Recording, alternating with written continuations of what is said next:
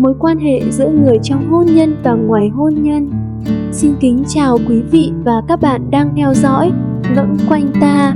Quý vị thân mến, ở thành phố ồn ào này, con người thường bị choáng ngợp bởi cuộc sống bận rộn nên rất dễ bốc đồng khi gặp người mình thích. Cảm giác như một nơi thư giãn đã lâu không còn, nhưng khi hai trái tim yêu thương gần nhau, ranh giới này mang theo vô số quyền, sai và thỏa thuận.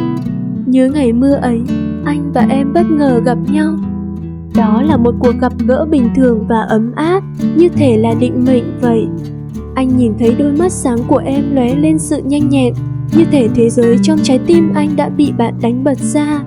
Từ xa lạ thành quen, từ bạn thành người yêu, những tia lửa tình yêu bùng lên không hề báo trước. Lần đầu làm quen đẹp như một bức tranh đẹp nhất. Cảnh hoàng hôn chúng ta cùng nhau ngắm nhìn vào sự ngọt ngào mà chúng ta chia sẻ. Tất cả đều khiến chúng ta chìm đắm trong đó và không thể thoát ra được. Tình yêu của chúng ta là ngọn lửa đang cháy thắp sáng cuộc đời nhau. Tuy nhiên, con đường tình cảm không hề bằng phẳng mà đầy chông gai. Những ham muốn, thôi thúc ẩn sâu trong lòng đôi khi khiến chúng ta vô tình chạm đến điểm mấu chốt. Lúc này, điều chúng ta cần làm không chỉ là tự giác mà còn phải bảo vệ mối quan hệ giữa chúng ta. Dưới ánh đèn mờ ảo, đôi mắt em dường như có chút mờ mịt, nhưng cuối cùng tôi chọn cách lùi lại một bước, buông bỏ những ham muốn bên trong. Bởi tôi hiểu rằng điểm mấu chốt của cảm xúc chính là tuyến phòng thủ cuối cùng để chúng ta bảo vệ nhau. Khác, mối quan hệ này là kho báu chung của chúng ta, nó vô cùng quý giá. Chúng ta là những chỗ dựa quan trọng nhất của nhau và thuộc về trái tim của nhau. Tuy nhiên, chúng ta phải nhận thức rõ ràng rằng ngoài tình cảm và tình yêu, chúng ta còn có phẩm giá và điểm mấu chốt của riêng mình. Chỉ bằng cách tuân thủ những điểm mấu chốt này, mối quan hệ của chúng ta mới có thể bền chặt và lâu dài hơn. Trong thế giới cảm xúc, những cám dỗ luôn là vô tận. Nhưng chúng ta phải kháng cự một cách khôn ngoan và không bị mù quáng bởi hạnh phúc nhất thời. Chúng ta phải nhớ rằng lòng trung thành và sự chân thành về mặt tinh thần là nền tảng thực sự của tình yêu. Chỉ khi giữ được những điểm mấu chốt này thì tình yêu của chúng ta mới trong sáng và đẹp đẽ như trời xanh mây trắng.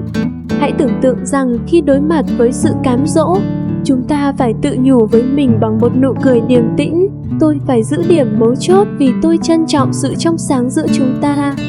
Khi gặp cám dỗ, chúng ta phải đối mặt với nó bằng lý trí và đầu óc sáng suốt, đứng vững trên điểm mấu chốt của tình yêu. Mối quan hệ này bền vững là nhờ sự kiên trì của chúng ta và bền vững là nhờ lý trí của chúng ta. Chúng ta sẽ không bị ảnh hưởng bởi thế giới hào nhoáng bên ngoài.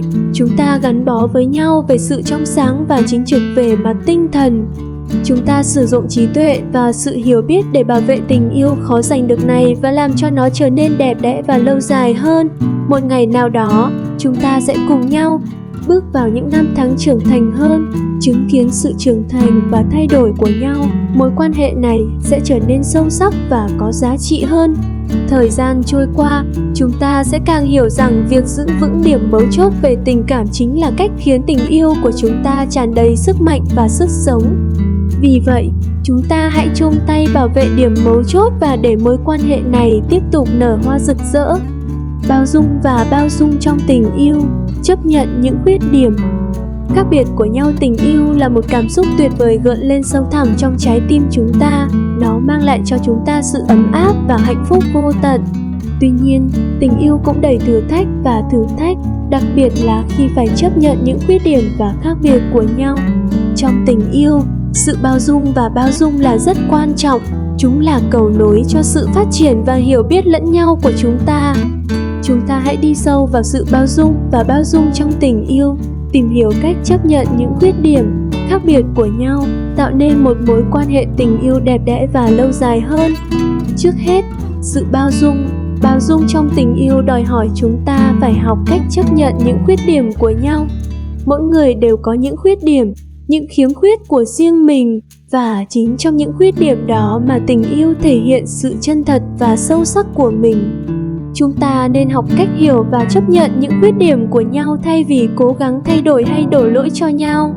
Sự bao dung và bao dung cho phép chúng ta cảm nhận được nhiều sự thấu hiểu và quan tâm hơn trong tình yêu, khiến mối quan hệ của chúng ta trở nên vững chắc và ổn định hơn.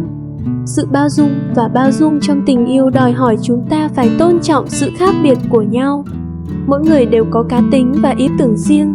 Những khác biệt này là nguồn gốc của sự hấp dẫn lẫn nhau và là cơ hội để chúng ta cùng nhau phát triển.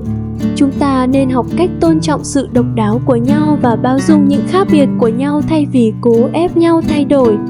Tôn trọng sự khác biệt của nhau làm cho tình yêu của chúng ta phong phú hơn và các mối quan hệ của chúng ta trở nên sôi động và sống động hơn. Trong tình yêu, bao dung và bao dung cũng có nghĩa là học cách thỏa hiệp và thấu hiểu. Chúng ta không thể đồng ý với nhau về mọi việc nhưng cần phải thỏa hiệp và nhượng bộ trong một số vấn đề.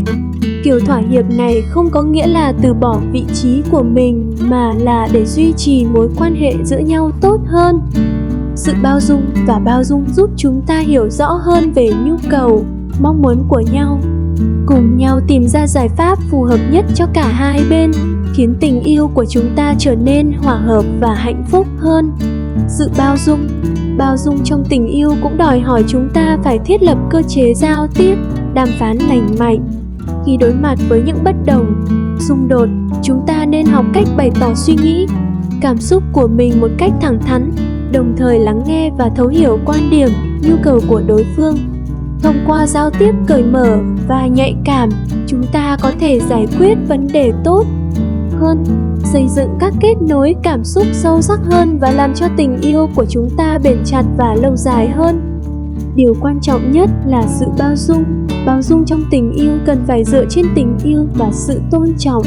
Chúng ta nên quan tâm, ân cần lẫn nhau và coi trọng sự tồn tại và giá trị của nhau. Chúng ta nên tôn trọng không gian cá nhân và sự riêng tư của nhau, đồng thời cho nhau đủ tự do và tin tưởng. Tình yêu và sự tôn trọng là nền tảng của sự bao dung và bao dung. Chúng làm cho tình yêu của chúng ta trở nên trong sáng và đẹp đẽ hơn, cũng như các mối quan hệ của chúng ta trở nên ấm áp và quan tâm hơn. Trong hành trình tình yêu, chắc chắn chúng ta sẽ gặp phải nhiều thử thách khác nhau, nhưng chính sự bao dung đã giúp chúng ta cùng nhau vượt qua khó khăn và tạo nên một mối tình đẹp hơn, lâu dài hơn. Chúng ta hãy có thái độ thấu hiểu và bao dung, chấp nhận những khuyết điểm, khác biệt của nhau, cùng nhau tạo nên một câu chuyện tình yêu đầy ấm áp và hạnh phúc. Cầu mong sự bao dung và bao dung trở thành khung cảnh đẹp nhất trên con đường tình yêu của chúng ta, khiến tình yêu của chúng ta trở nên viên mãn và tươi đẹp hơn. Cảm ơn quý vị đã lắng nghe. Chúc quý vị nhiều sức khỏe. Xin chào và hẹn gặp lại.